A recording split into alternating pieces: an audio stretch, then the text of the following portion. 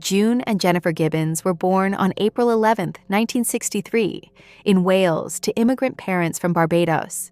From a very early age, they behaved strangely.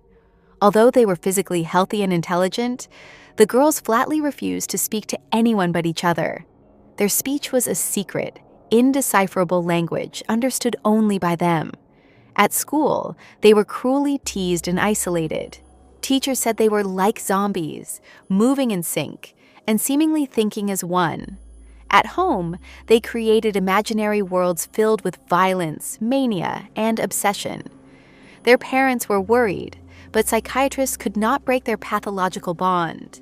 As teenagers, they began writing dark stories filled with brutality, manic characters, and murder. Later came arson, theft, and vandalism. The girls were arrested and sent to Broadmoor, a high-security psychiatric hospital that houses some of Britain's most dangerous criminals. They spent 11 years in isolation, under constant medical supervision, but still only spoke to each other. In Jennifer's diary, she wrote, "We have become mortal enemies. I feel her wanting to kill me. If I die, I will come back to haunt her." They made a pact. One of them had to die so the other could live. In 1993, shortly before their release, Jennifer suddenly died from inflammation of the heart muscle. No drugs, poisons, or illness were found, just death. Afterward, June said, "I'm free, released, I'm at peace." She is still alive today, living an ordinary life. It remains one of the most mysterious psychiatric cases in history. A bond so powerful, it literally stopped a heart. In June 2014, the Broaddus family bought their dream home, a 6-bedroom mansion at 657 Boulevard in a quiet, upscale neighborhood. They had 3 young children and believed this was the beginning of a new life. But just days after the purchase, the first letter arrived. A handwritten envelope, unsigned, contained a strange message. "Welcome, new neighbors at 657 Boulevard. This house has been the subject of my family's interest for decades, and now I have been put in charge of watching it." The letter stated that the author had been watching the house for generations. Then he began mentioning the Broaddus children. "Glad to learn their names. Young blood is what 657 Boulevard needs. You brought it to me." The letters kept coming. They grew more threatening. "Have they found what's in the walls yet? I know where they sleep. I know where you live.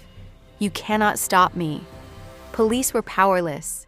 Psychological profiling, DNA testing, interviews with neighbors, all led nowhere.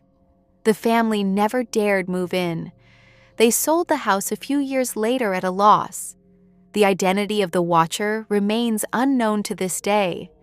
Was it a lunatic, a neighbor, a cult, or someone who believed the house itself was alive and needed to be fed with blood?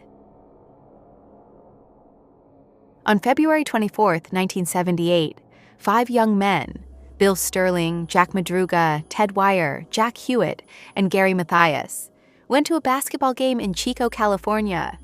All had mild developmental disabilities, but they were independent, sociable, and passionate about sports. After the game, they vanished. Days later, their car was found in the Sierra Nevada mountains, 70 kilometers off course. The vehicle was intact, with a full tank and a working engine. No signs of struggle or foul play. 4 months passed. When the snow began to melt, police discovered something horrifying. Ted Wire's body was found in a Forest Service trailer, wrapped in sheets. His feet were frostbitten, and his body showed signs of prolonged starvation. Experts believe he survived alone for up to 13 weeks. Inside the trailer were supplies of food and propane, enough for months, but none of it had been used. Later, they found the frozen bodies of Madruga and Sterling on the path from the car to the trailer. Hewitt was discovered in a ravine. Gary Mathias was never found.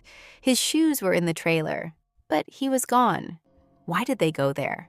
Why abandon the car? why didn't they try to survive when everything they needed was right there? Some believe they were being chased. Others think they lost their minds. Locals still whisper that something lives in those woods,